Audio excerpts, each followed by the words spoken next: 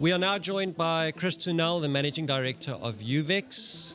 Hi, Christo. Thank you for sharing some of your time with us. We do appreciate it. And also thank you for your presentation this morning. I thoroughly enjoyed it. Perfect, thank you. I've put together a few questions for you. Don't worry, they're not too difficult. Just if you can share some information with us. First off, how can we go about changing the existing perspectives of budget over safety or PPE as a grudge purchase and the one-size-fits-all view that employers have about personal protective equipment? I think it's, like Alan, who had the presentation, which was very much focused on you're not protecting an employee, you're protecting an employee who's a father or a mother and they've got kids, they've got, it's an individual that's got a story. It's not a box ticking exercise to say, because the matrix says I've got to have that, there's the product and off we go. Because if we really think about the individual we are protecting, then we will make better decisions. Because if you take that same guy that's making that very short-sighted decision around just what the budget says, and you said, listen, so now I'm going to put your kid in there, would you make a different decision? I'm telling you now, they'll make a different decision. And then you go, okay, but why is it different if it's not? Surely because there's someone else that cares about that person as much as you care about your kid. So make the right decisions. Put the individual's name, story, everything in there, and then really think about what we're doing, because it's not an academic rubber stamp process. It shouldn't be. There's always a knock-on effect. And I think the same thing with what you said around the one-size-fits-all is think about that individual, that what he's wearing. So put a guy that's underground in mining, which already is hard to be. Now that guy's wearing a helmet, he's wearing a suit, he's wearing a glove, he's wearing earplugs, he's wearing a mask, he's wearing a goggle, he's wearing safety footwear. It's not natural, it's uncomfortable. Right. So make sure that he's protected well, make sure it's fit for purpose, because if it's not, he's at risk, he's uncomfortable. And the guys do it 8 hours a day, they do it 7 days a week sometimes. So, just again, put a name behind who you're protecting, and then, just make better decisions. Right. How does uvex balance the need for stylish, comfortable design with the requirement for high-level protection with your products? So, our philosophy is, if a guy likes a spec and the product, as an example, the product is doing what it's supposed to do, and they get the benefit of looking good, the guy will wear it. So often the product is not doing what it's supposed to do, and then it comes off. But if they just look that little bit better, they'll wear it for longer.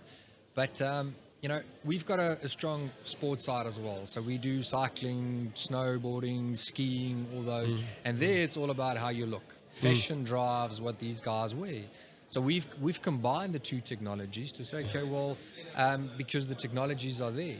If you can protect a guy underground in mining, surely you can protect him on the ski slopes. And if a guy can look good on the ski slopes, he can look good underground as well. Sure. So, we've got the technologies to really say, listen, we exceed the safety standards, but on the fashion side, we've got everything we need in-house to make sure they look good as well. Yeah, if people look cool, they'd want to do it more. 100%. So there we go. 100%. You've got a strong commitment to sustainability, Yes. like you've mentioned in your presentation. Can you share some initiatives or goals that the company has set to reduce its environmental footprint?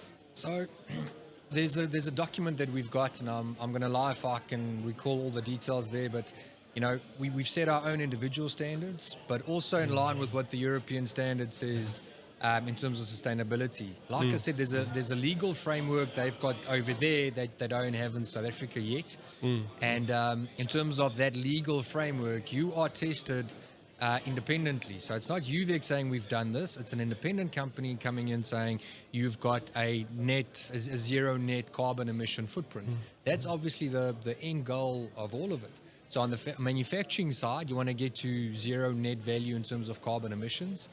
But in terms of a product, you want to get to that circular economy to make sure that outside of making a product that's using bio-based material or biodegradable material or recycled material, that product needs to form part of a circular economy concept where it's being used, but then, kind of cradle to grave kind of almost its thing. own ecosystem. Its really. own ecosystem. So the manufacturing is green, the product itself is green, but then eventually it finds its way back to being recycled or in the ground where it can be biodegradable, and that's the circular economy. Because the challenge we have at the moment is a product that is green manufactured, if I can put it like that, and it's got recycled material or it's biodegradable, etc. It goes to site. If it's not recycled from there, then you're only winning half the battle. You need to get that product back into the loop, back into that circular economy, so that it can, do that and not end up on a landfill. So zero to landfill is our target at the end of the day. Right, and you've got initiatives in place where you work with your clients in this regard as well?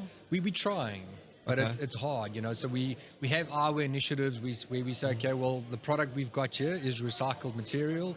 It's mass balanced polycarb and biodegradable sidearms, etc. So the product's ticking the box, the manufacturing is ticking the box. Can we just get something as basic as putting a box out there to say, fine, put the product back in the box. Don't put it into the bin, put it in that box. We'll come and fetch the box and then get everything back, and then from there we take it back to manufacturer. Well, us being the manufacturer, and we can put it back into that.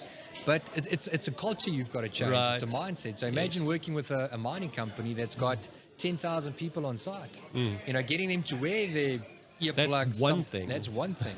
Now you need to say, listen, so if you get rid of it, go to that particular box and do it. But there are initiatives in South Africa where they are recycling PVC boots or anything. So we're trying to really get into that system, but it is expensive. And if you can't hold hands with the end user, then it's a uphill battle.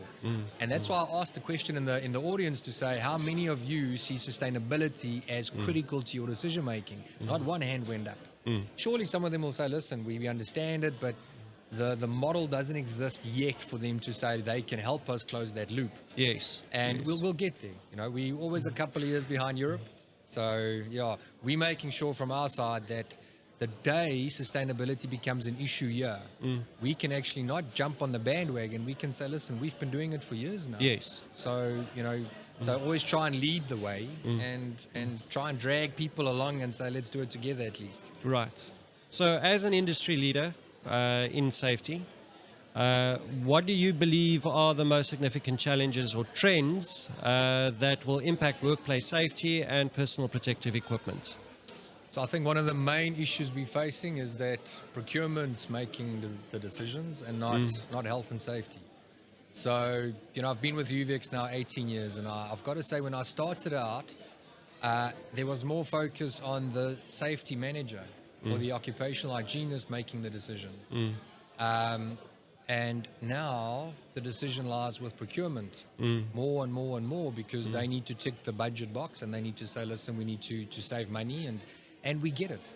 At the end of the day, a product needs to be safe. It needs to actually do its job 100%. But we also understand that it's got to offer you a commercial solution as well. And that's why we often look at things like cost and use to say, well, you can the price you pay up front is one thing. But let's say you pay $10 for a product, but you go through 5 a month. But you can buy one uvex product for 20 and it lasts you 2 months. Do the math. You'll save money. But procurement often just looks at that first initial invoice and say, well, no, can't afford this. So that's one.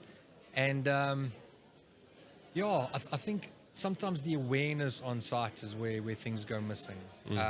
And the mindset that PPE is a garage purchase, we don't want to spend money on PPE, and that filters down to the worker at the end of the day, and the checks and balances are just not there. Right. I think money makes the decision on what is being worn, not safety. Should be other way around. And that often leads to it just becoming a commodity, a pure commodity on site. And again, the individual goes missing, because we look at a balance sheet at the end of the day, and if it doesn't make sense, it falls away. But we can help you make that balance sheet work if you just engage with us and fit for purpose, and you will save money. Awesome. thank you so much for your time. And again, thank you for your presentation this morning. Perfect.